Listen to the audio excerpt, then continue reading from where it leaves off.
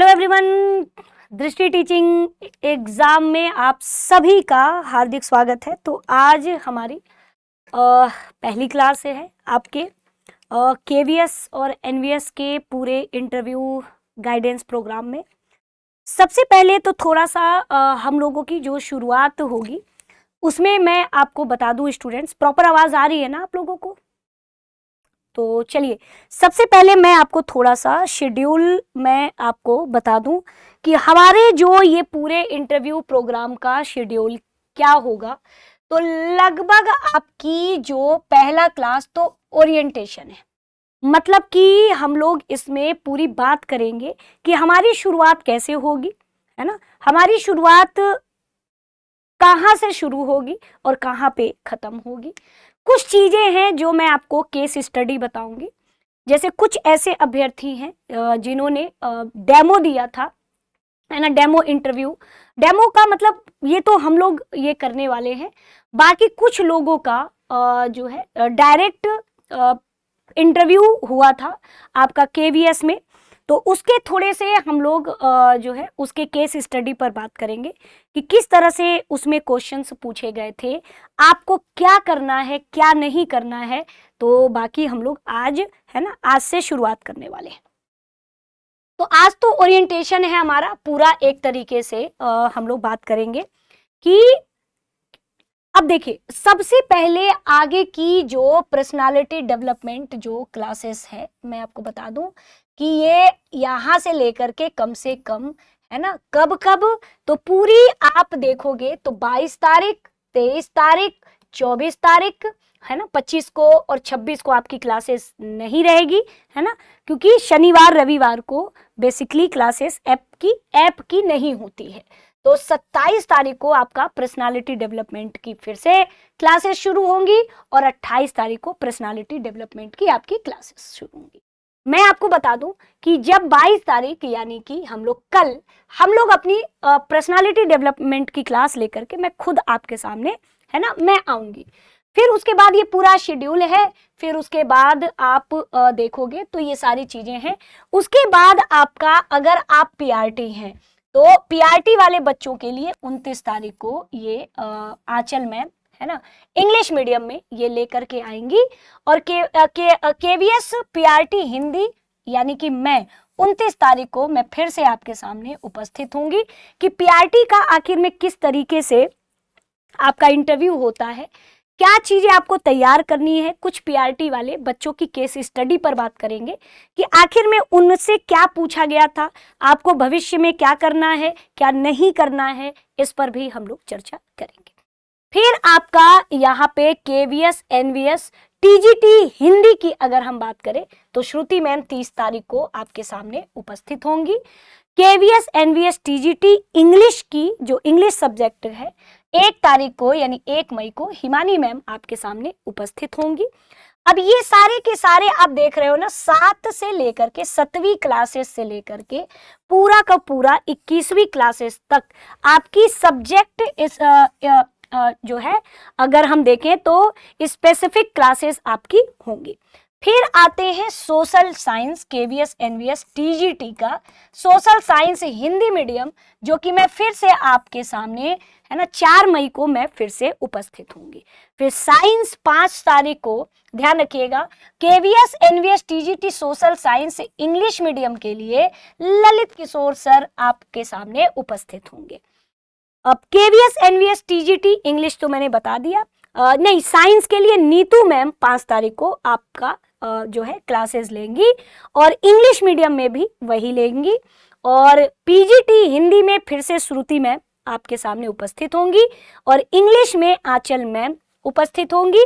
History में, history subject के लिए निकी मैम, इकोनॉमिक्स के लिए ललित किशोर सर, फिर से हिस्ट्री हिंदी मीडियम के लिए मनोज सर और इकोनॉमिक्स के लिए मनोज सर और पीजीटी ज्योग्राफी के लिए रतन सर हिंदी मीडियम में। तो ये सारी तारीख है, ये आपके सामने शेड्यूल है। ये शेड्यूल आपका अपलोड हो जाएगा, लेकिन फिर भी आप अपने एक दिमाग में ये लेकर के चलेंगे। अब उसके बाद है 22 से लेकर के पूरा 31 तक ये आपके करंट अफेयर्स का ये शेड्यूल हमें देखने को ये आपके सामने है। और ध्यान रखिएगा अगर इसमें मॉक इंटरव्यू अभी है ना नहीं है, बाकी यह पैनल है ना, इसमें पूरे अलग अलग फैकल्टी आपके बैठेंगे। तो ये आपका ऑनलाइन आपका डेमो मॉक इंटरव्यू है। तो ये तो था आपका ये शेड्यूल, आप अपने हिसाब से ये शेड्यूल देख सकते हैं। अब देखिए, तो जैसा कि मैं आपको बता दूं कि जो इंटरव्यू है उनमें मतलब पूरा अगर हम देखें तो 85 और 15 रेशियो का ये हमारा डेमो है। मतलब ये आपका ये पूरा हमारी मेरिट बनने वाली है। क्या है? ये मेरिट बनने वाली है। ये ध्यान रखिएगा, ये पूरा हमारा जो मेरिट है वो 85:15, यानी कि आपका 100 नंबर ये रेशियो है स्टूडेंट। क्या है? ये रेशियो है। ये आप रेशियो देख लो, अनुपात। यदि मैं आपके इंटरव्यू की बात करूं, है ना, इंटरव्यू की बात करूं, तो इंटरव्यू में आपका पूरा 100 अगर हम देखें तो ये आपका पूरे इंटरव्यू की बात करें तो कुल मिलाकर के आपका चाहे आप जितना भी नंबर इंटरव्यू में पाए, है ना, जितना भी आप नंबर इंटरव्यू में पाए उसका केवल और केवल 15% ही लिया जाएगा। समझ पा रहे हैं आप? मतलब कि आप इंटरव्यू में जितना भी नंबर आप पाए उसका आपका केवल और केवल 15% ही जो है आपका अनुपात लिया जाएगा। ठीक है, तो इस वजह से ये पहले क्या था कि ये अनुपात ज्यादा हुआ करता था, है ना, 70-30 वाला अनुपात था। 70 रिटेन मतलब वो आपका जो पेपर होता था और 30% लिया जाता था इंटरव्यू का, लेकिन अब आधा कर दिया गया है, यानी कि 15% आपका इंटरव्यू का, है ना, लिया गया है। ठीक है, अब इसमें हम लोग चीजों को, है ना, चीजों को और भी हम लोग देखेंगे, है ना, क्या है। तो अब इसमें 2026 में अगर आप देखोगे, है ना, तो इसमें आपको क्या करना है, तो कुछ हम लोग केस स्टडी के बारे में बात करेंगे, कुछ प्रश्नों पर बात करेंगे। तो इस बार इंटरव्यू 100 है। अब 100 नंबर का आपके सामने है। अब 100 नंबर का चाहे आप कितना, जैसे आपने अगर 70 नंबर पाया तो इस 70 नंबर का 15% ही आपके मेरिट में जुड़ेगा। यदि आपने 30 नंबर पाया इंटरव्यू में तो इसका केवल 15% ही आपके उसमें जुड़ेगा। ठीक है, चलिए, तो ये तो था स्टूडेंट्स। सबसे पहले मैं आपको बता दूं कि यदि आप, है ना, इंटरव्यू देने वाले हैं तो सबसे पहला काम हमें क्या करना है। सबसे पहला काम होना चाहिए ना, क्योंकि देखिए भले 15% ही सही, लेकिन अगर हम 15% अगर जितना ज्यादा अंक लाएंगे उतने ज्यादा अंकों का ही तो 15% निकाला जाएगा, है ना, उतने अंकों का ही 15% निकाला जाएगा। तो ऐसे में जितना अच्छा अंक लाओगे ना उतना, ऐसा मैं आपको बता दूं स्टूडेंट्स कि पिछली बारी 60 नंबर का इंटरव्यू था जब 2023 में केवीएस के द्वारा पेपर हुआ था। क्योंकि केवीएस का हम इसलिए नाम ले रहे हैं कि लगभग पैटर्न सेम था, तो इसलिए हम केवीएस की ही बात कर रहे हैं। ऐसे बहुत सारे स्टूडेंट्स थे जिनके 60 में 60 नंबर आए थे। अतिशयोक्ति लग रही है ना। अब 60 में 60 का क्या है कि 60 नंबर में सिर्फ 30% ही आपका जाएगा। अब जैसे देखो, कोई व्यक्ति 60 में 60 पाया, उस 60 नंबर का 30% ऐड होगा मेरिट में। अब कोई व्यक्ति, अगर मैं आपको बता दूं कि अगर आप 30 नंबर पाए हो 60 में 30, क्योंकि डेमो टीचिंग भी उसी में हमें देखने को मिलेगा ना, डेमो टीचिंग। तो डेमो टीचिंग ओवरऑल कैसे बेहतर डेमो टीचिंग आपका होगा, इन सभी पर हम लोग बात करेंगे। तो सबसे पहले स्टूडेंट्स मैं आपको बता दूं कि आपको पूरा फोकस्ड, भले 15% आपके मेरिट में जुड़ेगा, लेकिन जितना ज्यादा अंक होगा उतना अच्छा 15% आपका उससे गेन होगा नंबर, है ना। तो ये तो जरूरी हो जाता ना कि अच्छे से अच्छे अंक हम लेकर के आए। आपको क्या है, पहले तो आप लोग एक अपने, है ना, चेकलिस्ट तैयार करिए, पूरी चेकलिस्ट। चेकलिस्ट में सबसे पहला आपका क्या होना चाहिए, तो चेकलिस्ट में सबसे पहला आपका सीवी अच्छा होना चाहिए। सीवी बना लीजिए, सीवी बना लीजिए, है ना। सीवी काफी है ना महत्वपूर्ण है। सीवी आपका अच्छा होना चाहिए। सीवी में चाहे जैसे आप अपना एकेडमिक डालोगे, है ना, एकेडमिक डालोगे तो एकेडमिक तो आप जानते ही हो कि भाई हमने हाई स्कूल में कितना नंबर से कितना नंबर पाया, और हमने कितना मतलब कितना परसेंटेज हाई स्कूल में, इंटर में, ग्रेजुएशन में, और हमारा जो ये प्रोफेशनल डिग्री थी हमारी बीएड में या फिर डीएलएड में, आखिर कितने मार्क्स हैं, कितना परसेंट है, ये सारी चीज़ें उसमें मेंशन तो होती है सीवी में। तो कोशिश करिए कि अपनी सीवी सबसे बेहतर बनाइए, मतलब जो ओरिजिनल हो, जिस पे आपको बहुत ज़्यादा कमांड हो। जैसे किसी चीज़ में आपका सीवी में आपने क्या लिखा, पूरा हॉबी लिखा कि आपको क्या पसंद है ना, हॉबी लिखा आपको क्या पसंद है। तो जैसे बहुत लोग लिखते हैं कि मुझे बुक पढ़ना पसंद है, मुझे लिखना पसंद है, मुझे ये खेल खेलना पसंद है, मुझे ये गेम बड़ा पसंद है, मुझे मतलब। तो ये ध्यान रखिए कि जो सीवी है सबसे पहला आपसे इंट्रोडक्शन ही पूछा जाता है कि पहले अपने आप को इंट्रोड्यूस करिए, यानी अपने बारे में आप बताइए, है ना, अपने बारे में बताइए। और ये लगभग और बहुत सारे ऐसे लोग हैं, आपको लगेगा कि मैं अपने बारे में क्या बताना है, इतना तो ये तो बड़ा आसान है। यही तो बात है कि हम दुनिया भर की चीजों के बारे में जानते हैं, लेकिन अपने बारे में ही नहीं जानते। यदि मैं अभी आपसे अचानक से पूछ दूं कि आप अपने बारे में मुझे कुछ सबसे बेहतर बातें बता दीजिए, 5, तो आप सोच में पड़ जाओगे कि मेरे अंदर 5 वो बातें कौन सी बेहतर है ना, सोच में पड़ जाओगे। यदि मैं आपसे कहूं कि आप अपने अंदर की 5 कमी बता दीजिए, तब आप सोच में पड़ जाओगे कि भाई मेरे अंदर 5 कमी, मैं कौन कौन सी कमी, तो अचानक से आपको समय लगेगा बताने में। तो ये सारी चीजें अपने पहले से ही खुद के बारे में अच्छी तरीके से जानिए, है ना, क्योंकि जितना अच्छी तरीके से आप अपने आप को परिभाषित करोगे उतना आपके लिए बेहतर होगा। हमेशा एक स्टूडेंट्स आपके लिए हम सबसे बेहतर चीज बताने वाले हैं। जो इंटरव्यू होता है ना, इंटरव्यू जो होता है, आप इसको अपने अनुसार मोड़ सकते हैं, है ना, अपने अनुसार मोड़ सकते हैं। मतलब आप चाहें तो आप जैसा चाहोगे इंटरव्यू पैनल वैसा ही पूछेगा। अब आप कहोगे तब तो मैम ऐसे में तो हम टॉप कर जाएंगे, है कि नहीं, कि जैसा हम चाहें वैसा ही इंटरव्यू पैनल हमसे प्रश्न पूछे। हाँ, ये बात सही है कि आपको हंसी आएगी, लेकिन अभी हंसी रुक जाएगी। पूछिए क्यों?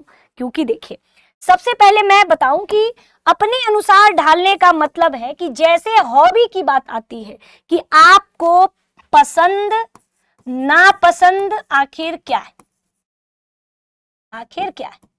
तो पसंद में जैसे आप सीधे कहोगे कि मुझे किताबें पढ़ना अच्छा लगता है, किताबें पढ़ना, है ना, पढ़ना अच्छा लगता है, अच्छा लगता है। तो तुरंत इंटरव्यू पैनल आपसे पूछेगा कि आपने अपनी लाइफ में कौन कौन सी बुक्स पढ़ी हैं। तो अब अचानक से घबराहट हो जाएगी, लेकिन घबराना बिल्कुल नहीं है। और ये सब समय के साथ हम खुद आपके अंदर इतना कॉन्फिडेंट, मतलब इतना ज्यादा आपको कॉन्फिडेंट कर देंगे कि ये घबराहट जैसी चीजें होंगी। तो अक्सर आप लोग जैसा सीवी बनाओगे, ज्यादातर क्वेश्चन आपके सीवी से होगा। क्वेश्चन, अब जैसे बहुत लोग लिखते हैं कि मुझे, है ना, राइटिंग अच्छी लगती है, मुझे किताबें पढ़ना अच्छा लगता है, मुझे क्रिकेट देखना अच्छा लगता है, मुझे क्रिकेट देखना अच्छा लगता है। अब जैसे मैं अपनी बात करूं तो मुझसे अगर कोई पूछे तो मुझे खाना बनाना बड़ा अच्छा लगता है। तो अब भाई यहाँ से सवाल बनेगा कि भाई आप सबसे अच्छा कौन सा डिश बना लेते हैं, तो मुझे अगर जवाब मैं दूं तो मुझे लगेगा, मैंने कह दिया कढ़ाई पनीर मुझे बड़ा अच्छा लगता है। अब सीधे कढ़ाई पनीर से ये कहाँ का पारंपरिक भोजन, मतलब कुल मिला के अब वो डायरेक्शन इंटरव्यू का ना, जो नॉर्मली आपका इंट्रोडक्शन ले रहा था कि आप अपने बारे में, मुझे थोड़ा सा बता दीजिए, तो आप सीधे शुरू हो जाइएगा कि भाई मेरा नाम ये है और मैंने अपना जो है एकेडमिक मतलब कि मैंने यहाँ से किया और मैंने यहाँ से किया और ये सारी चीज़ें मुझे ये पसंद है ना, तो ये सारी चीज़ें बता दी। कुछ लोग ने तो अपने सीवी में ऐसा कुछ डाल रखते हैं कि मुझे पढ़ाना बहुत अच्छा लगता है, जैसे मैं अपने बारे में ही बता दूं कि मुझे पढ़ाना अच्छा लगता है। अब उससे सवाल पैनल से आ जाएगा, एक सवाल पैनल से क्या आ जाएगा सवाल, तो पैनल से ये सवाल आएगा कि ठीक है, आपकी कक्षा में सबसे एक शैतान बालक है और आप बताइए कि उस शैतान बालक को आप किस तरह से हैंडल करेंगे, क्योंकि वो किसी की बात नहीं सुनता अक्सर, क्योंकि बहुत सारे टीचरों ने एकदम मतलब उससे परेशान होकर के कक्षा लेने से मना कर दिया है। अब ऐसे सिचुएशनल बेस्ड क्वेश्चन पूछे जाएंगे और ध्यान रखिएगा, आपको चाहे कितना भी आपके अंदर का गुण ये है कि ऐसे बच्चों को हम सीधे लगा दें, लेकिन नहीं, मन में कुछ और है कि हम इसे, लेकिन आपको ये सब काम नहीं करना है ना। आपको हर वो अच्छा बेहतर चीजें हैं, जैसा कि आप सीटेट पास होंगे, है ना, सीटेट पास होंगे तो आपने देखा होगा कि पेडागोजी जैसा एक सेक्शन आता है ना, तो पेडागोजी सेक्शन में आप देखोगे तो सारी अच्छी अच्छी बातें उसमें, आपके सारे पढ़ाने के तरीके ही तो है ना, सारे पढ़ाने के तरीके ही तो हैं जो उसमें बताए गए हैं कि आप बच्चे को कैसे पढ़ाओगे, किस तरह से हैंडल करोगे, है ना, यानी कि किस तरीके से बच्चे के अंदर आप, जैसे बहुत सारी चीजें हैं, मैं अभी उस पर बात करूंगी। तो मैंने कहा ना कि जैसा सीवी होगा, जैसा आपका इंट्रोडक्शन होगा, आप जिधर चाहोगे इंटरव्यू के पैनल को उधर मोड़ दोगे, ठीक है, अपने अनुसार आपको चलाना है। जिस चीज पर आपकी पकड़ ज्यादा है, आपको मतलब जिस चीज पे पकड़ ज्यादा है, सीवी में ध्यान रखिएगा, हॉबीज को बहुत ध्यान से भरना है, कुछ भी मत लिख लीजिएगा। कुछ लोग तो इतना तक भावुक हो जाते हैं सीवी में कि वो सीधे लिख देते हैं कि मुझे लेखन करना बड़ा अच्छा लगता है। अब लेखन की विधियां, लेखन लीजिए, अब बताइए इंटरव्यू पैनल को। तो चीजों में जो, और हम आपको बताएंगे कि आपको सीवी अपना कैसे बनाना है, सीवी किस तरीके से बेहतर रखना है, ये सब पर हम आगे चर्चा करेंगे।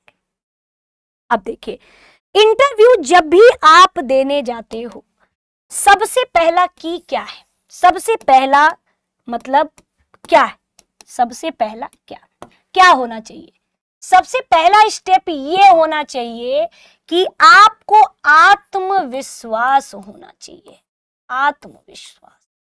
अब आप कहोगे मैम आत्म यानी सेल्फ कॉन्फिडेंस क्यों होना चाहिए, आत्मविश्वास क्यों जरूरी है? आपको मैं बता दूं स्टूडेंट्स कि केवीएस एनवीएस जैसे एग्जाम जो प्रॉपर तरीके से, हर तरीके से गवर्नमेंट की जितनी पॉलिसीज होती हैं, चाहे वो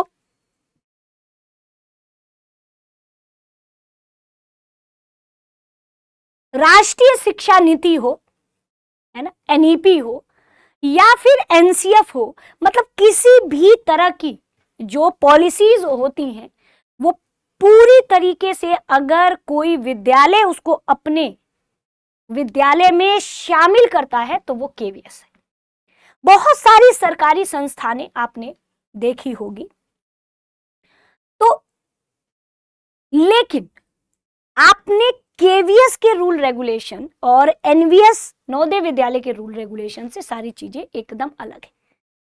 धरातल पर अन्य सरकारी विद्यालय में कुछ और होता है। धरातल पर मतलब कि भाई अगर हमें छोटे बच्चे को, है ना, एकदम एक कक्षा को बाल केंद्रित मान करके पढ़ाना है, तो हमें ये वो हर भरसक प्रयास करना चाहिए कि बच्चे को, है ना, क्या है कि पूरी तरीके से उसे स्वयं करके सीखने पर बल देना चाहिए। लेकिन ऐसा अन्य विद्यालयों में नहीं होगा, लेकिन केवीएस में ऐसा होता है। क्षेत्र भ्रमण की बात है तो केवीएस संस्थान ही अपने आप में ऐसे बनाए जाते हैं जहां पे आपको विद्यालय के अंदर ही ऐसी ऐसी क्षेत्र भ्रमण वाली चीजें हैं जहां आप बच्चों को ले जा करके चीजों को बेहतर तरीके से सिखा सकते हैं, है ना। अब देखो, तो अब केवीएस जैसे विद्यालय जहां पे सबसे जरूरी है सेल्फ कॉन्फिडेंस, यानी आत्मविश्वास, आत्मविश्वास सबसे जरूरी है। तो आपको वहां बिल्कुल घबराना नहीं है, आपको जो बोलना है पूरे कॉन्फिडेंस से बोलना है, क्योंकि केवीएस में सबसे पहली प्रायोरिटी ही शिक्षकों की ये होती है कि भाई सामने वाला एकदम कॉन्फिडेंट रहे, घबराए नहीं, है ना, घबराए नहीं, ध्यान रखिएगा। जब भी इंटरव्यू पैनल में आखिर कौन बैठते हैं भाई, पैनल में कौन बैठते हैं? तो जैसा कि मेरे ऐसे कई सहयोगी हैं जो केवीएस में 2023 में सेलेक्ट हुए, तो पैनल में हमेशा पीजीटी लेवल के शिक्षक बैठते हैं, जैसा कि उनके द्वारा बताया गया है। समझ रहे ना भाई, जो विद्यार्थी बताएंगे हमें तो उन्हीं के हिसाब से पता चलेगा।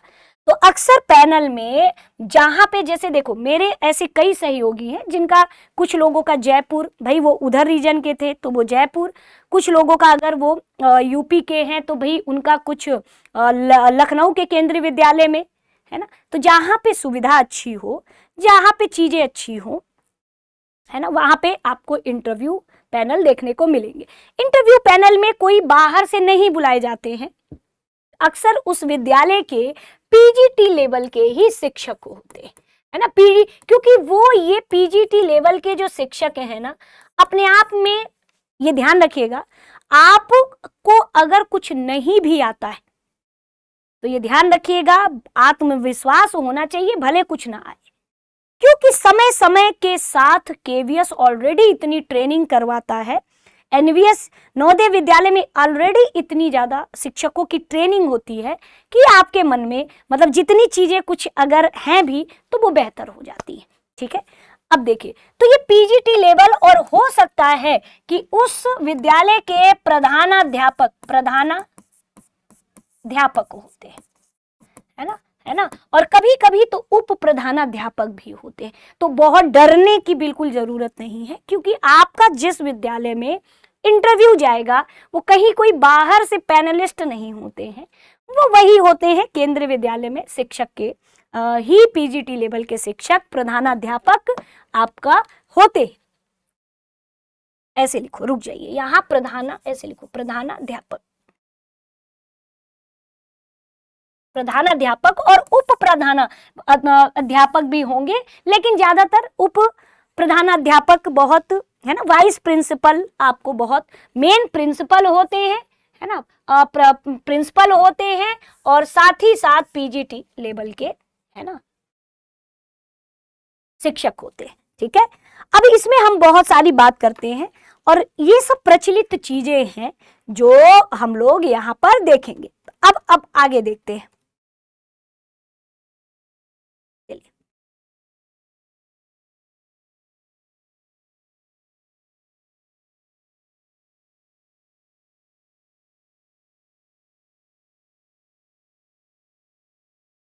चलिए, तो अब यहाँ पे हम लोग, चलिए आगे देखते हैं।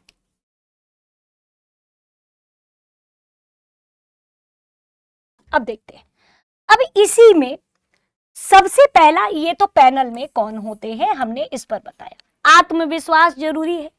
तीसरी चीज, आखिर केवीएस या एनवीएस ही क्यों? बहुत सारे ऐसे, है ना, बहुत सारे ऐसे सरकारी विद्यालय हैं, तो आखिर आप केवीएस और एनवीएस में ही शिक्षक क्यों बनना चाहते? पहला सवाल, मतलब क्यों शामिल हो सकता है, मतलब क्यों शामिल होना है, यानी कि केंद्रीय विद्यालय संगठन से ही आप क्यों शामिल होना चाहते हैं? क्योंकि अगर हम भारत में न जाने कितने ऐसे सरकारी विद्यालयों की शिक्षकों की भर्ती चलती है, तो आखिर केवीएस एनवीएस ही क्यों? तो सबसे पहला, और थोड़ा सा आपको केवीएस और एनवीएस के बारे में पढ़ना होगा कि इसकी स्थापना कब हुई, है ना, इसकी स्थापना कब हुई। तो ये सारी चीजें हम आपको पीपीटी के द्वारा में पढ़ना होगा आपको, क्योंकि हो सकता है कि इसका पूरा इतिहास पूछ ले, यानी कि केवीएस एनवीएस में कब स्थापित हुआ, क्यों स्थापित हुआ, किस विचारधारा पर ये काम करते हैं, तो ये सारी चीजें भविष्य में हो सकता है कि ये सवाल आपसे पूछ ले। ठीक है, तो अब जैसे देखिए, अब ये चौथा सवाल, अब देखते हैं पांचवें सवाल के तौर पे पैनल आपसे और क्या क्वेश्चन पूछ सकता है। तो अब आप शिक्षक क्यों बनना चाहते हैं, है ना, आप शिक्षक क्यों बनना चाहते हैं भाई? अगर आप शिक्षक बनना चाहते हैं तो क्यों बनना चाहते हैं? आप सीधे कहोगे कि मैंने आपसे कहा ना कि बड़ा कठिन हो जाता है।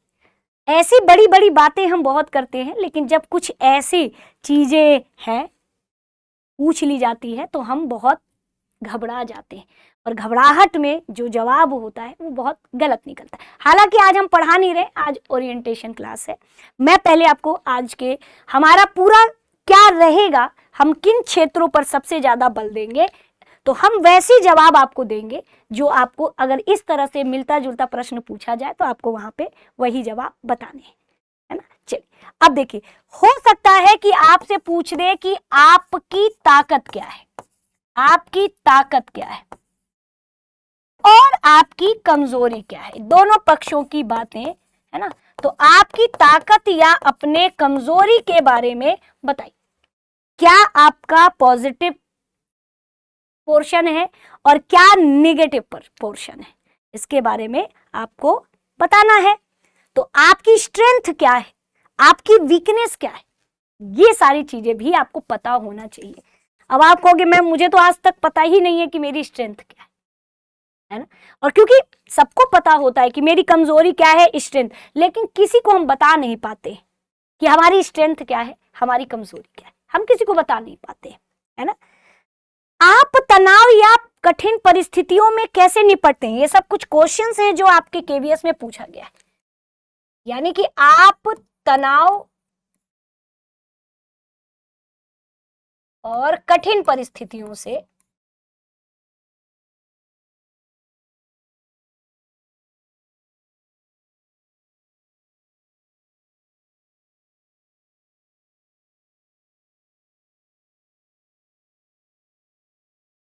निकलते हैं। ये इस तरह के एक सवाल सिचुएशनल बेस्ड पेपर में पूछा जाता है।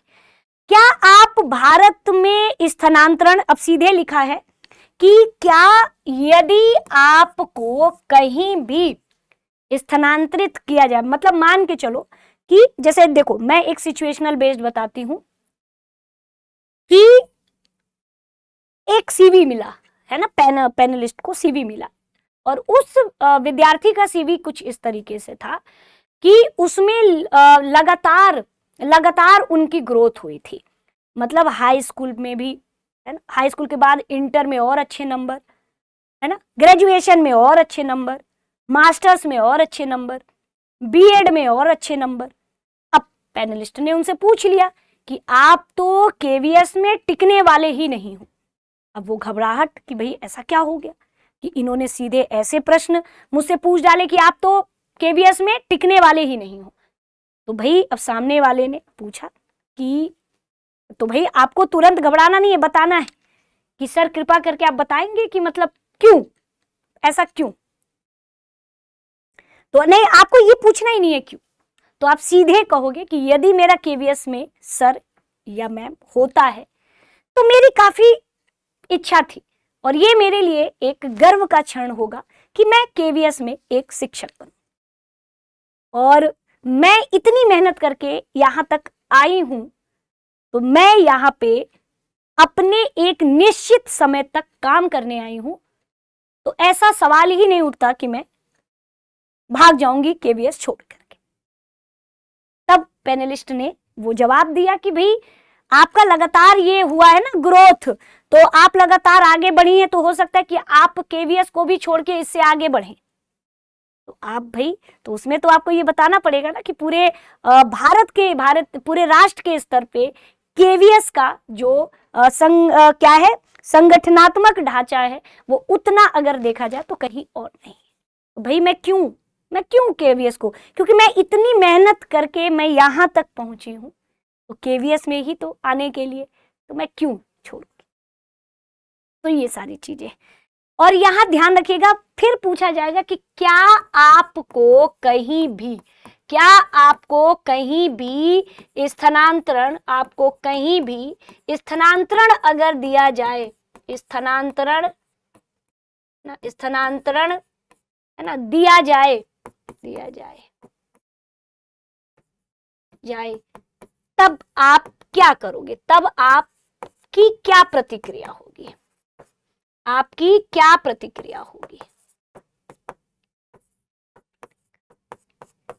तो भाई आपको तो टीचर बनने से मतलब है ना, आपको पढ़ाना अच्छा लगता है, तो चाहे ट्रांसफर कहीं भी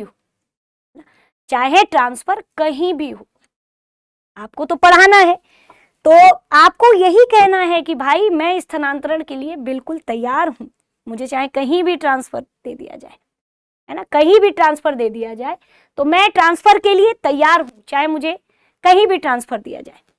क्लियर है।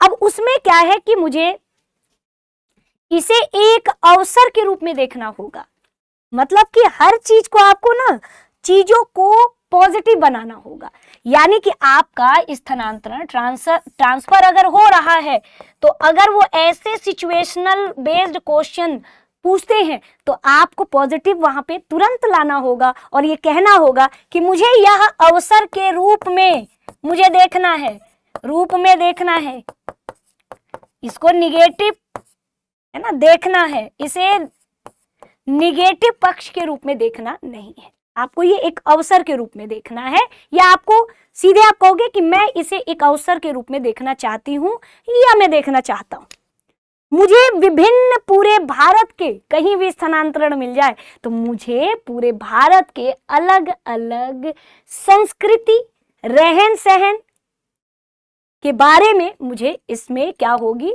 मुझे पता चलेगा, है ना, और मैं विविध पृष्ठभूमि के छात्रों को पढ़ाने के लिए मैं कुशल बन पाऊंगा या मैं कुशल बन पाऊंगी। तो ये सब मैं आपको सारे सिचुएशनल बेस्ड क्वेश्चन कराऊंगी, उन्हीं में से अगर यदि कुछ आ जाता है तो बहुत अच्छा है। तो जितने अब तक के सिचुएशनल बेस्ड, अब देखो, अब नेक्स्ट आता है कि मैम यदि मेरे सब्जेक्ट से सवाल आएगा, और आएगा तो क्या आएगा, 9वें पॉइंट पर बात करेंगे। यदि मेरे सब्जेक्ट से सवाल आएगा तो क्या आएगा। स्टूडेंट्स, यदि आप टीजीटी लेवल के हैं, है ना, और आप टीजीटी चाहे आप साइंस दे रहे हैं या आप एसएसटी दे रहे हैं, साइंस दे रहे हैं या एसएसटी दे रहे हैं, या फिर आप हिंदी दे रहे हैं टीजीटी से, या आप कोई भी है ना भाषा इंग्लिश दे रहे हैं, कोई भी, चाहे वो पीजीटी ही क्यों ना हो, है ना, 10th में यदि आप सब्जेक्ट है ना पीजीटी, तो आपको अपने सब्जेक्ट पर कमांड होना चाहिए।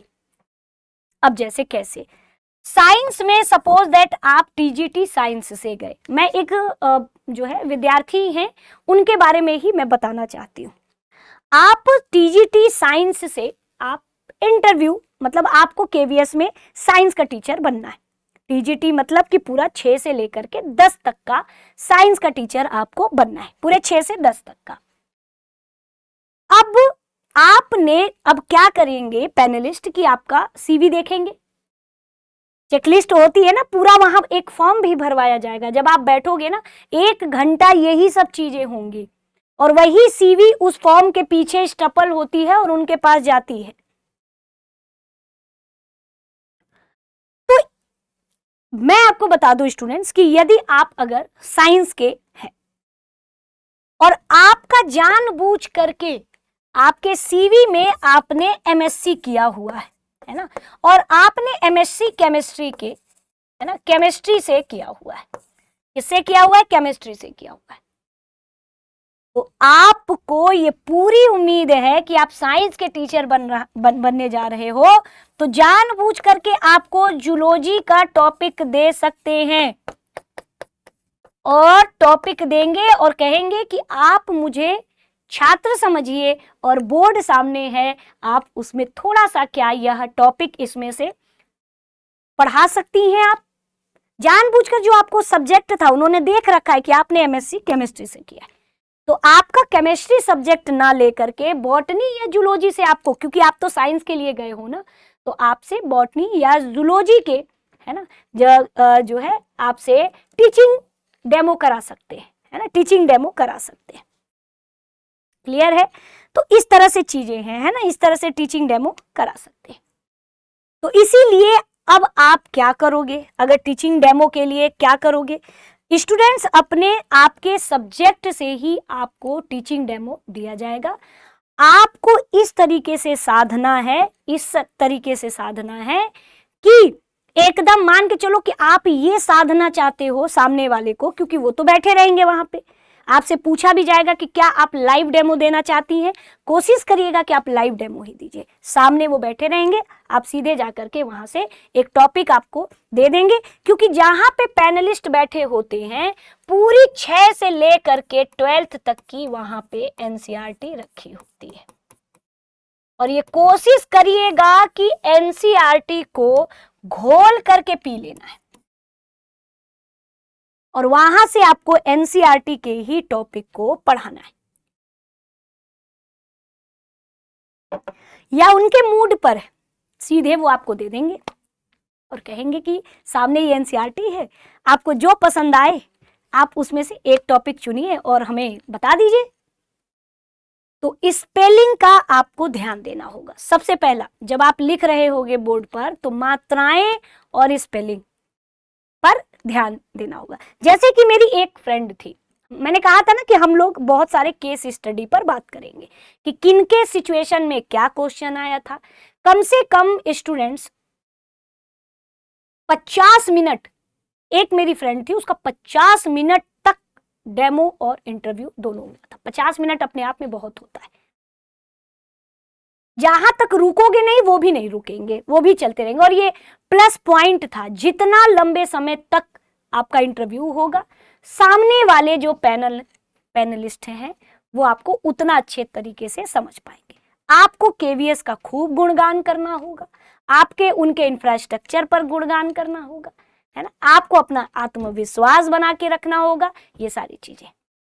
अब देखो, मेरी एक फ्रेंड थी, वो हिंदी का टीचिंग डेमो, मतलब टीचिंग डेमो उनका हुआ था, उन्होंने, और सीधे उनसे पैनलिस्ट ने कह दिया कि भाई यहाँ एनसीईआरटी है और आपको जो इसमें सबसे अच्छा, है ना, लगता है, आप 10th की या 12th की, मतलब जो भी, क्योंकि उन्होंने पीजी किया था तो कोई भी इसमें से, और यहाँ तक कि उनके फेवरेट, यहाँ तक कि जो हिंदी वाली मेरी फ्रेंड थी, उनसे पूछ लिया था कि आपके फेवरेट राइटर कौन है, और उसने बताया प्रेमचंद्र। तो उन्होंने प्रेमचंद्र के ऊपर जितने उनके बुक्स थी उनके बारे में पूछ लिया, यहाँ तक कि उनके बुक्स से कहानियों के बारे में पूछ लिया। तो मैंने कहा ना कि इंटरव्यू को आप जैसे घुमाना चाहते हो आप वैसे घुमा सकते हो,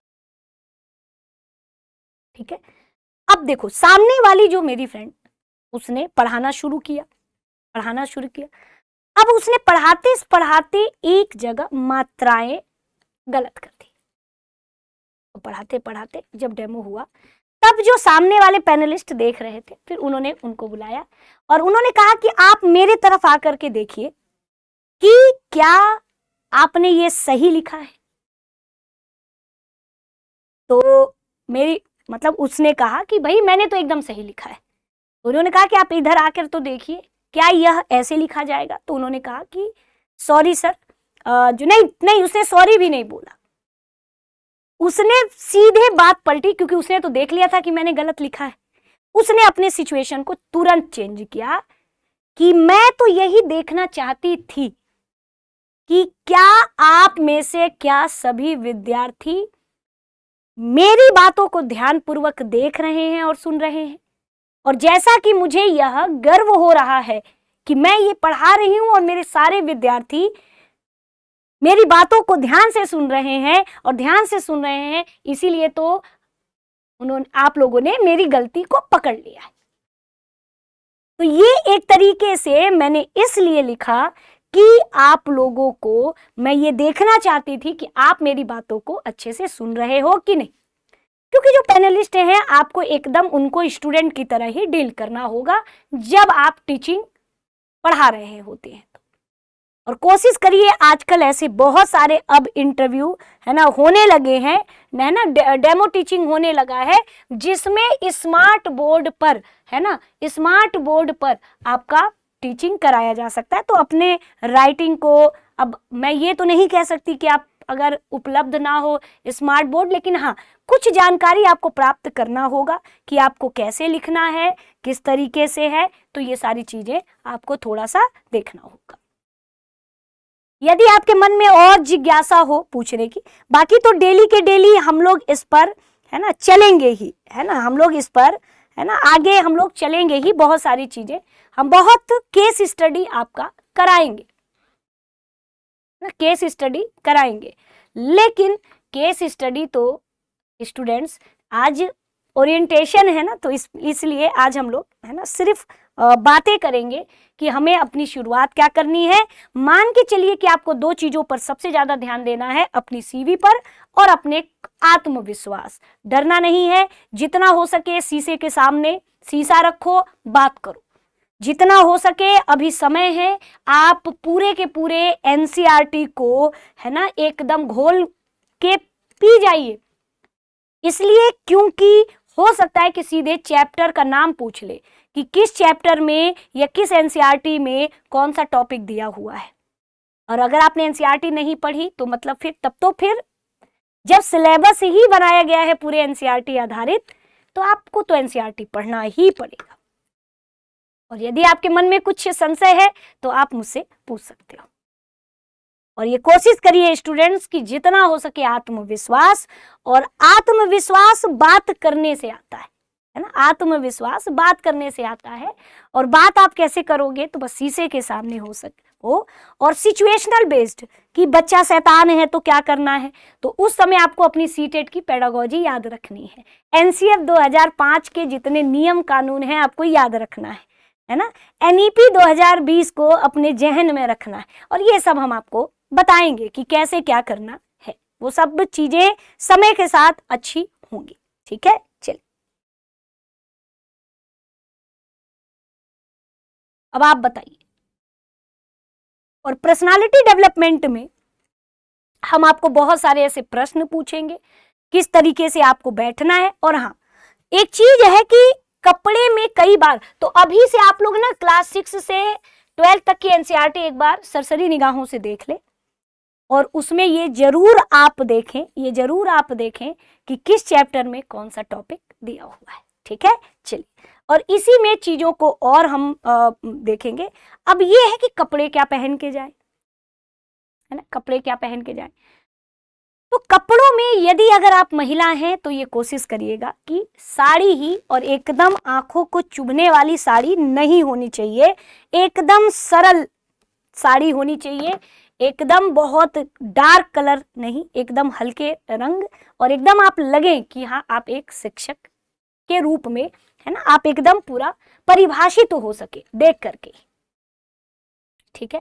और यदि आप, है ना, पुरुष हैं तो सिंपली आप पैंट शर्ट, मतलब एकदम फॉर्मल कपड़े में आप जाएं, क्योंकि अभी ऐसे बहुत सारे गवर्नमेंट स्कूल हैं जहां के अब रूल आ चुका है कि आपको दाढ़ी नहीं रखनी है, ध्यान रखिएगा, पैंट शर्ट ही पहनना है, जींस अलाउड नहीं होता। बहुत सारे ऐसे राज्य हैं वहां के स्कूलों में आ चुका है।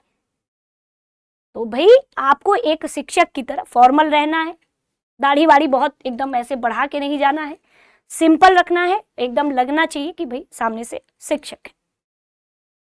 तो कुल मिला के हम आपके सामने आगे आगामी उसमें क्या कराने वाले हैं, तो आगामी उसमें हम लोग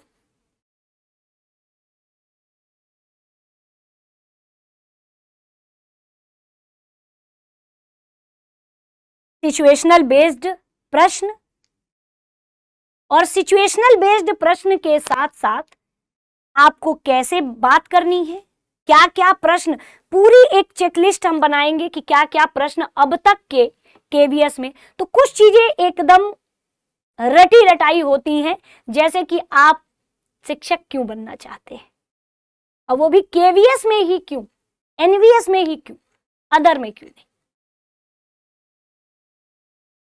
तो ये सारी चीजें हैं।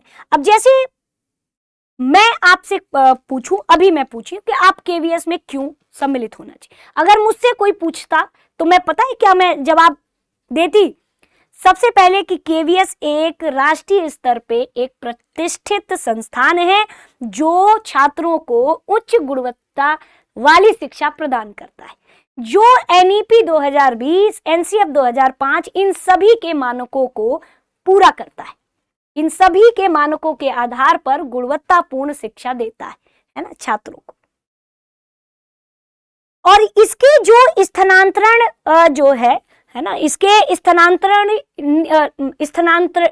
इसको एक हिंदी का इतना लॉन्ग टर्म है ना, तो जो इसके स्थानांतरणिता से है ना, यानी कि मुझे विभिन्न संस्कृति के बारे में, अलग अलग सामाजिक पृष्ठभूमि, अलग अलग वातावरण के बारे में जानने का अवसर भी प्रदान करता है। कौन? केवीएस। क्योंकि केवीएस राष्ट्रीय स्तर पे है तो ये सारी चीजें भी हैं जिससे मेरा अनुभव क्या होगा, अति समृद्ध होगा, है ना, मेरा अनुभव और ज्यादा बेहतर होगा, है ना। और दूसरा सवाल कि मुझे शिक्षक ही क्यों बनना है, भाई बहुत सारे थे, क्लर्क बन सकते थे, है ना, बहुत सारी चीजें हैं, आईएएस बन सकते थे, लेकिन मुझे शिक्षक ही क्यों बनना है ना। तो सबसे पहला कि शिक्षक एक पेशा नहीं है, ये ध्यान रखिएगा। हालांकि अब लोगों ने पेशा बना लिया है, लेकिन शिक्षक कोई पेशा नहीं है, बल्कि समाज के निर्माण का एक माध्यम होता है। क्या होता है? समाज के निर्माण का एक माध्यम होता है, इसीलिए मुझे शिक्षक बनना है।